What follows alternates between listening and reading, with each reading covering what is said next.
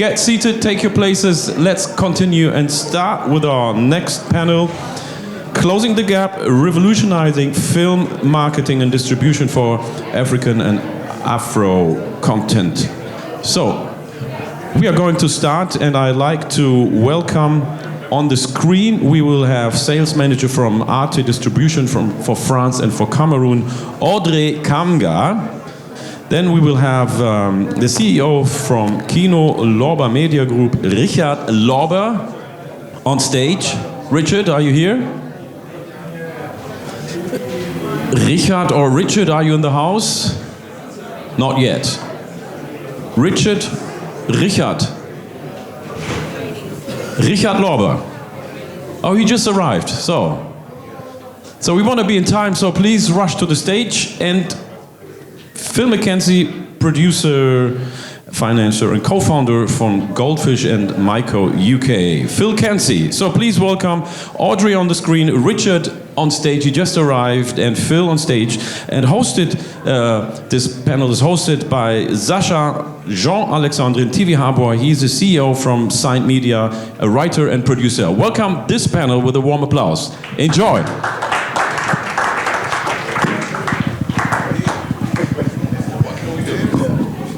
So, hello. Yeah, we have a little change because I think Richard Lorber is not here, but as soon as he comes... Oh, he's here! So we're happy.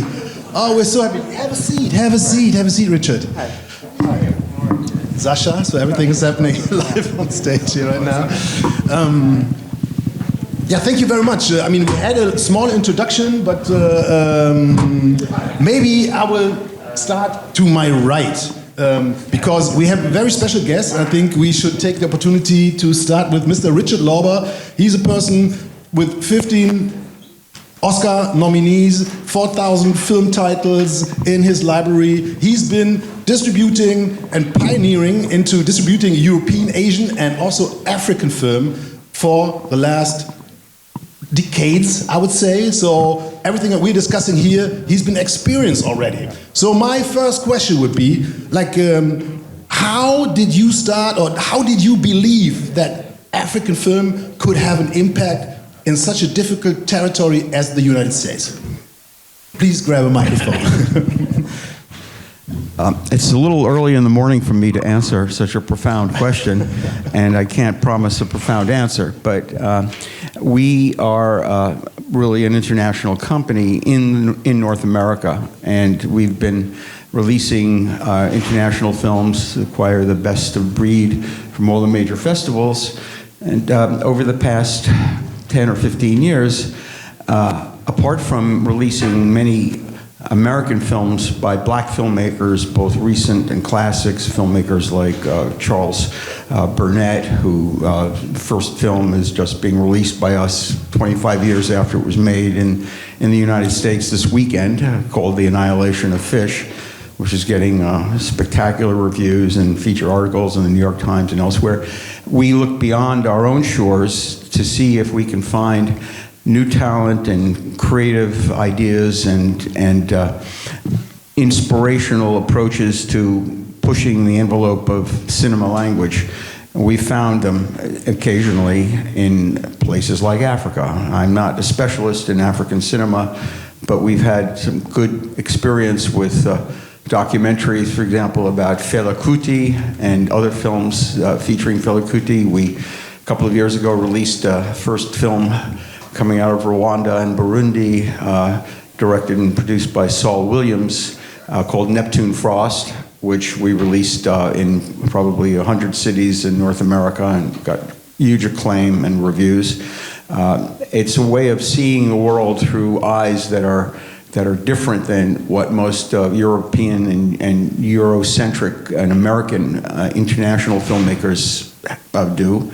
It's very refreshing to be able to keep discovering new cinema language and new talents from places that have been underserved by the traditional audiences for cinema around the world. Maybe one question I would guess there's a lot of creative heads in the scene here. So, if you are in documentary or in feature film, if you have an African production, what would it need? I mean, what would it need to say, okay, Kino Lorber would be interested, or such a person like you would work the film? We do very much depend on what I call pre-curation, because there are so many films in the world now, frankly, too many. So, you know, if you have other career options, I encourage you to pursue them. But it's too challenging for us to try to go through the input, the huge inflow of films coming directly from filmmakers. We depend on a variety of pre-curation channels. Festivals are key. Films that the filmmakers can introduce to audiences in the context of a festival, where we can see a film with our colleagues, with our competitors, with exhibitors who may want to book the film, with the critics and press and so forth, and other people who help us shape our valuation of the film in terms of what we can do with it. Another key element, frankly, is working with the best sales agents who have been going to the smaller festivals around the world, and they see the films fresh off the screen from the first viewing, where most of the standard distributors are not attending. So we depend upon the judgment and the selections of some of those agents to give us a clue of what we think might work for us. We are a for-profit company, but we are also, I consider ourselves a cultural enterprise. And I believe very much in the mission of doing quality work and bringing new ideas and new visions to the public, not simply for the purpose of making money. We do make money, and we seek to, but there are other ways to make money, and that's not why I'm in the business. But coming back to the question of selecting the films, those two aspects of pre-curation, both working with the best sales agents or sometimes it could be a representative. It doesn't have to be an official, agency or sales company. Someone who has trusted tastes, who we know and can depend upon for their judgments. And again, the festivals, and there are just a proliferation of festivals. The festivals are picking up the slack where theaters and exhibitors are failing, and for reasons that are often realistic. The audiences aren't there, but they do come to the festivals. So we look to those two areas. And then beyond that, we do our research. We look into the history of certain filmmakers and other works they've done, and the companies and individuals they're associated with, the talent pool. One thing that we do not do is we don't read scripts, because we don't pre-buy, we don't finance, and we don't produce. So we're kind of off the hook in terms of reading scripts, and don't send me your projects in development, I'm sorry. There are other people who do that. Okay. Maybe you just said, or you just spoke about how important also distribution and marketing is in the business, and this is, I would go to our next guest, who is currently, I guess, in France. It's Audrey. She's a sales agent, distributor for ARTE Distribution, one of the smartest, probably European television network, and she's constantly traveling markets. And my question would be, yesterday I went a little bit through her catalog. She's focusing on premium documentary film and also on factual content. And like premium documentary, when I saw your library, what you work on, there's a couple of Afro-centric or African-related topics, but this is a lot of, also history. We heard before, people have a lot of interest in history, me, myself too, but there's not too much history. So my question would be, please describe the content that you're distributing. What is it discussing, and where is it produced? Thank you for having me, and sorry for not being there on site. Indeed, I would say that what's the most important for us is the content and the story, the way the subjects are discussed. So, of course, in our catalog, we have history title, we have music title, we have discovery science title. But I would say that the most important is really what do we have new, and how ARTE distribution can put the project to another level by helping in getting the best exposure as we work with different partners, TV channels, platforms, institutions all over the world. So we see distribution as a collaboration because we are connecting the dots to help the program travel through the world and connect with the audience wherever the audience is. And like also we had a little preparatory or like a talk yesterday, and you said that you're working American territories. And what I would be interested, also maybe a question that Richard could step in, like if we talk about, is it a special audience that are you targeting, Richard? Is it a special audience that you are targeting also to fill in the United States? Or is it black, let's say, content consumers, or are you targeting, or you really spreading out when you work African titles? I'll just say briefly that we are an art house distributor, and we focus on people who want to see the best works of creative and intellectual ambition, colorblind.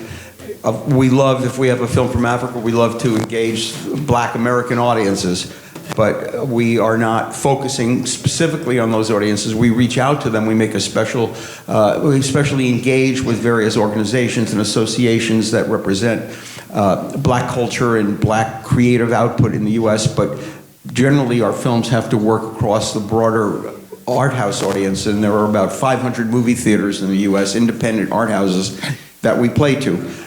We're not focused on the African diaspora per se in the US. We hope that we can net them to join in and see the films, both created by American Black filmmakers and dealing with American Black subjects, but we're not targeting that audience. We're more broadly based, and we find that audiences of every stripe and color want to see films that we bring from Africa or from the Black communities in North America. Maybe just Audrey, what is your experience? Yeah, I would say that I have some similarities with Richard because I think that our goal is not to only target the African American audience. Our goal is really to being able to push those documentaries to mainstream channels, because of course when we are producing and when we are helping, we're working with Afrocentric, with Afro-descendant directors, producers.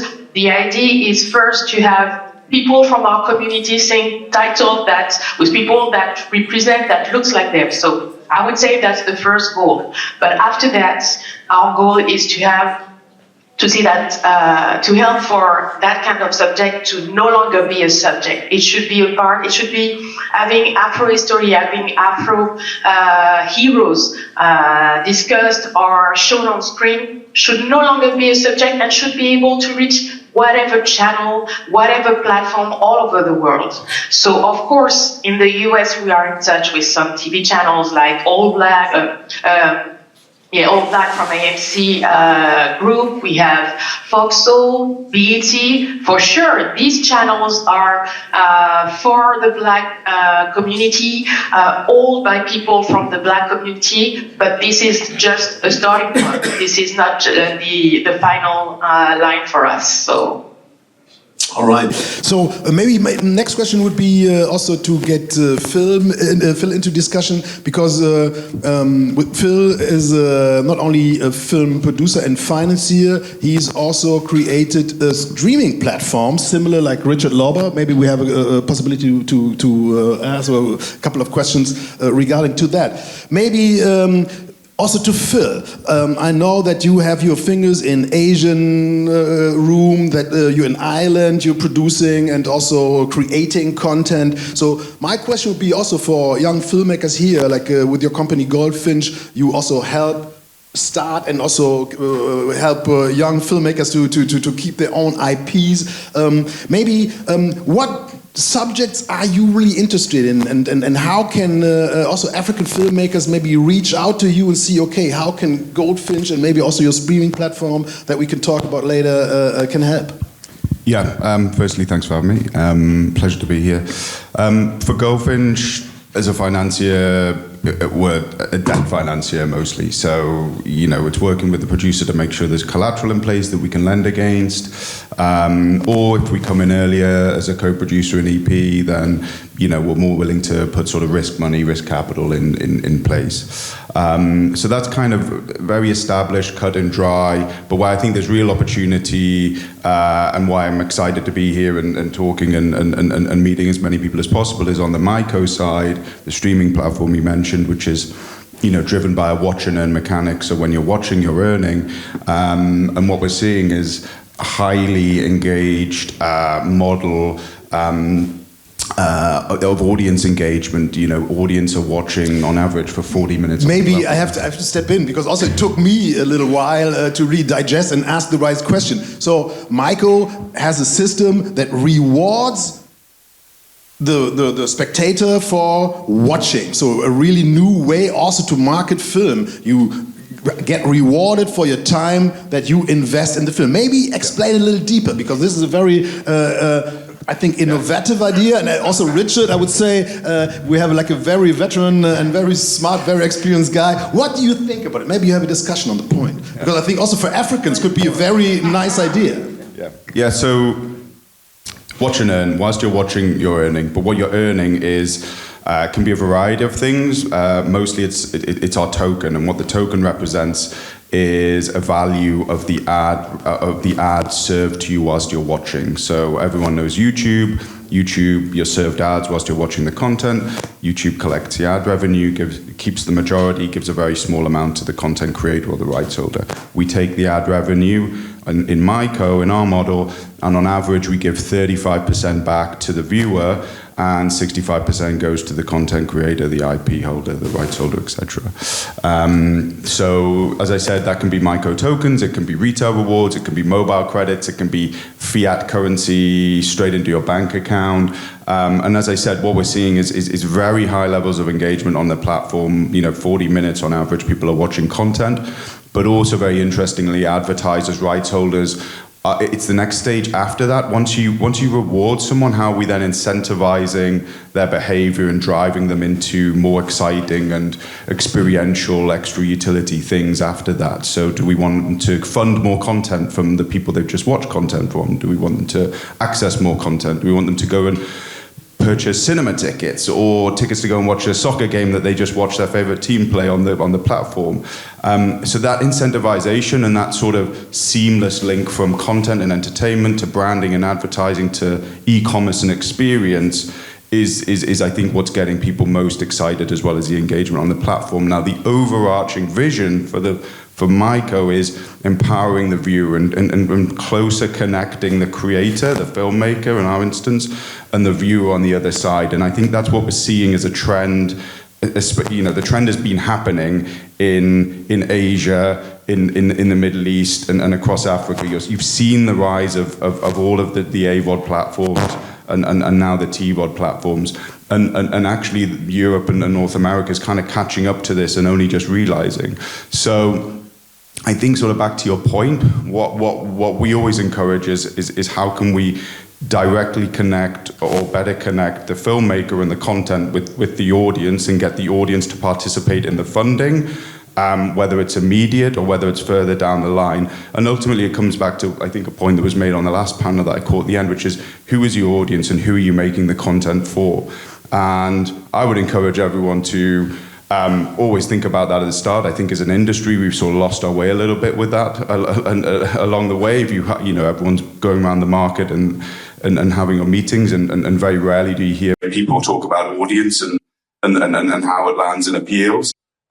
And if we think with that at our heart, and we really harness all of these they're not new streaming platforms, new models of distribution that are coming through, and Myco can be one of those. I think that can be a really powerful thing and also solve a lot of the problems that we're seeing on the more traditional side of the film and television and entertainment support too.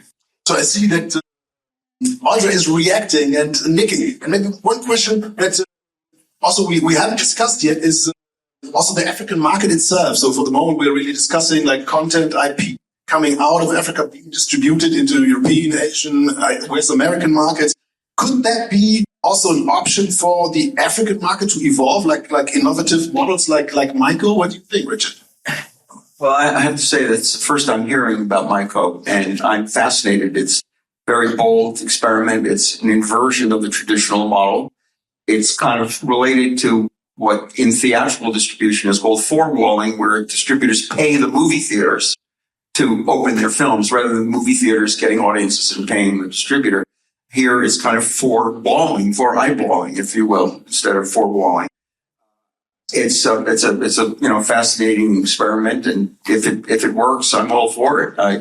It's typically we think that the payoff for the consumer is getting to watch and appreciate the content, but here it's going one step beyond that and it's asking the viewer to try something new and invest their time as a way of being compensated for their time and maybe in the process discovering something they wouldn't have tried before.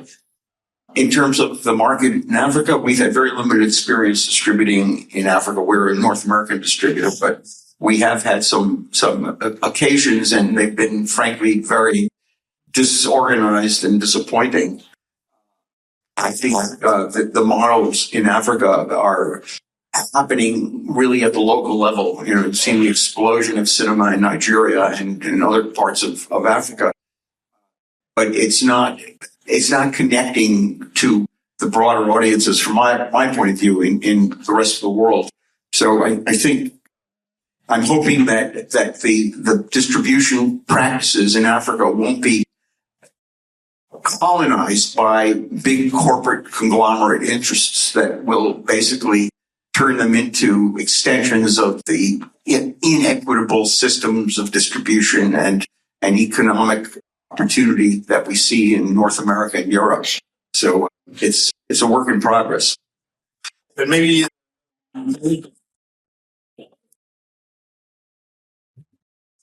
we just talked about Myco and the innovative idea. Maybe last question before I come back to Richard is, Audrey, what do you think? What would that be a chance also for African consumers, which is mostly handheld consuming young public, to be rewarded to have such like you said, a completely inverted system of business system? Could that be something for Africans or African territories? I do really think this is innovative and this can be a solution because traditional distribution in Africa has been very challenging for many years. We should not forget that for a very long time, African TV channels used to get a program for free, either by institutions like Canal France International, or they have barter programming. So they were not really used to that philosophy of paying to be able to expose programs. So slowly but surely, we've moved with some deals, but they are very limited. We worked with Ivory Coast, we worked with Cameroon, we worked with Benin and Mauritius, but I would say that we are working with a small part of the potentials that we have in the continent. So a solution like the one for Myco, for me, is a total win-win for the talents that have programs to reach their audience and get rewarded. That's all we are waiting for. So I guess that the only support we can get now is to be able to make it more global for Africans to be able to maybe automatically put or think of exposing their program on this platform before thinking about other traditional leads. Richard, you also started a streaming company. In Germany, you would say Megahertz. I don't know how you call it in the US, how it's called? What? I'm sorry? Your streaming platform. Oh, yeah. Well, we have two. Our film streaming platform is called the Kino Film Collection. I encourage you all to visit it if you have a VPN in Europe or if you're in North America. It's principally an art house line of, we have over 500 of our own titles on the service right now, titles that we've released theatrically and have curated over a period of 25 to 30 years. But it's a wider tent than what you'll find on some of the other so-called art houses, like SVODs, like Criterion or Mubi. We engage with many different kinds of documentaries and international features, classics as well, and some very contemporary films that you won't find on the other platforms. We take risks and we widen the scope of what we include with one requirement, and that's quality. So and my question would be, yeah, like for this stream, especially like international series, if we get more concrete, in Megahertz Choice, is that the name? And the other one we have is MHZ or MHZ Choice. MHZ like megahertz, but MHZ Choice is our older one that we've now been running for about 7 or 8 years, which specializes in international television series. And most of the content is coming from Europe and parts of some other areas. We're just beginning to try some series that are coming from the African continent. This would be my question. Yeah, just beginning. Mostly, I think we have a South African series currently. We're looking at some series from Asia, but dominantly it's coming from the major European territories and Scandinavia.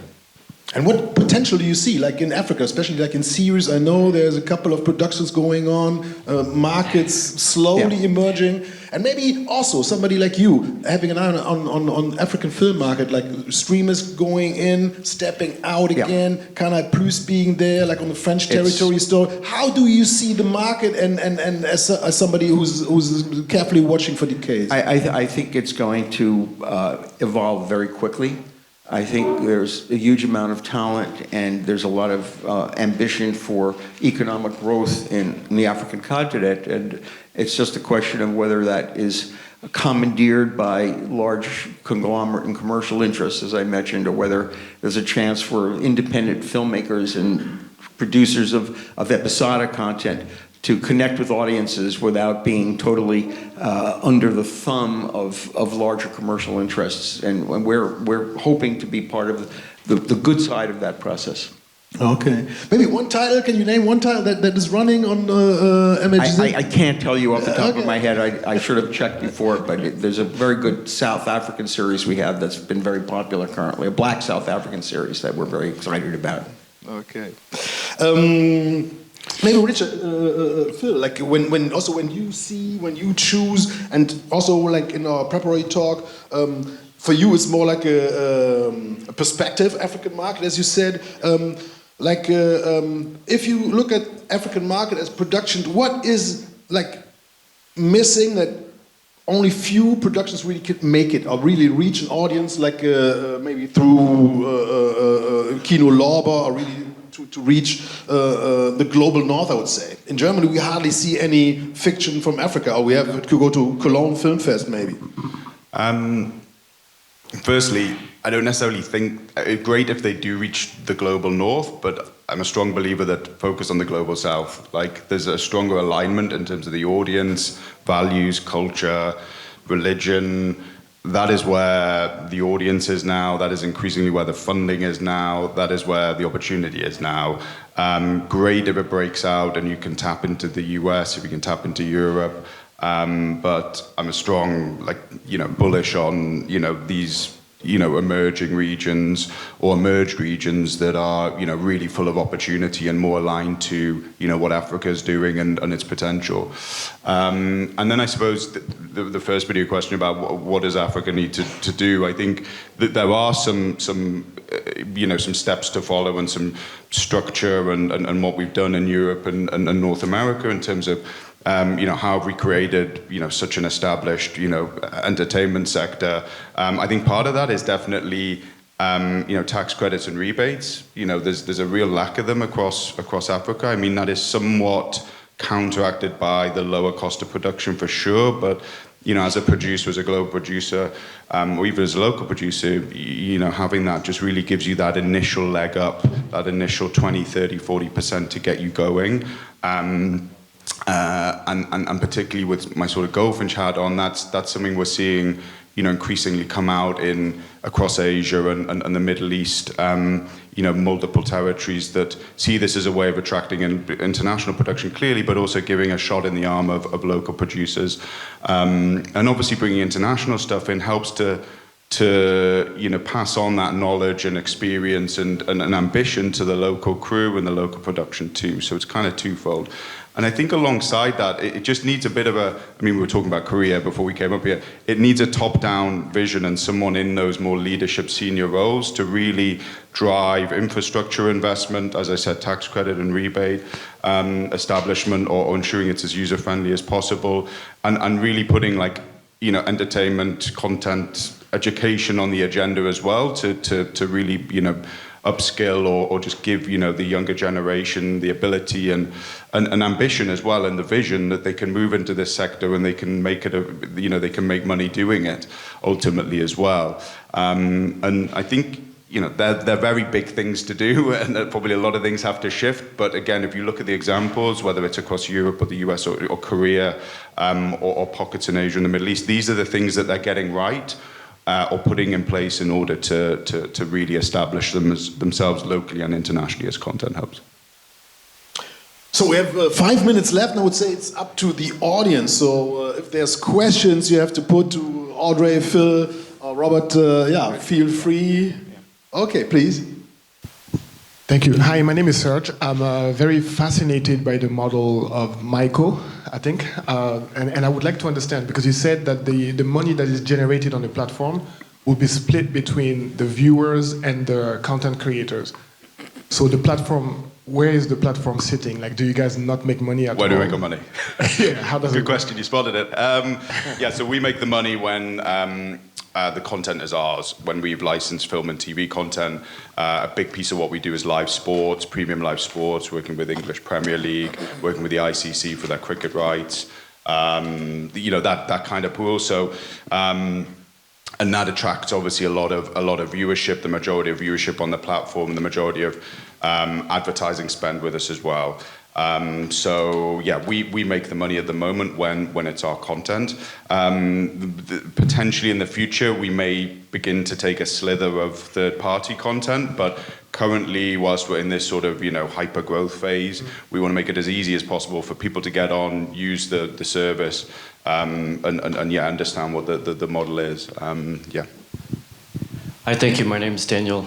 My production company has a film called Somali Sunrise that we're finishing, a feature documentary about musicians who risked their lives to help end the war in Somalia. It was a very tough journey for them and a lot of violence that we had to go through to get to tell the story of the coming peace. The question is that because of this, we made a commitment to premiere the film in Mogadishu. We filmed it with people who were working class, who were nomads, prisoners of war, street youth. And so we really would like to do a big splash in the beginning of a lot of free screenings across the region to help influence the peace efforts.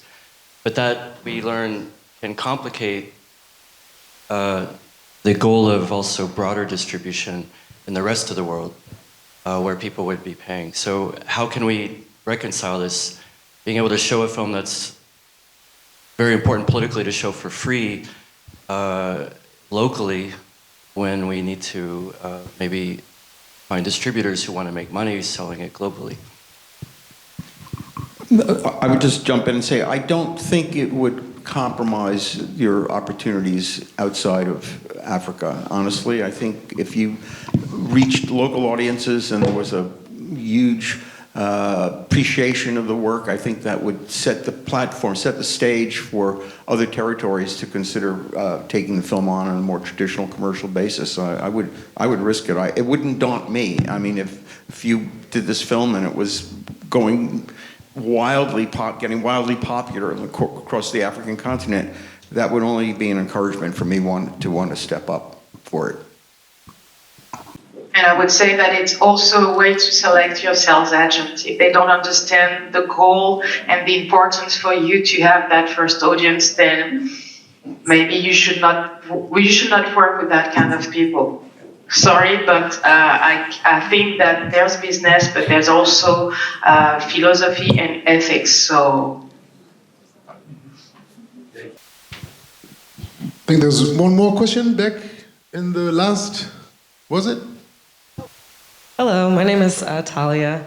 I had a question for Richard. When you all get involved in the distribution of a film, do you typically reserve the streaming rights for your streaming platform as well?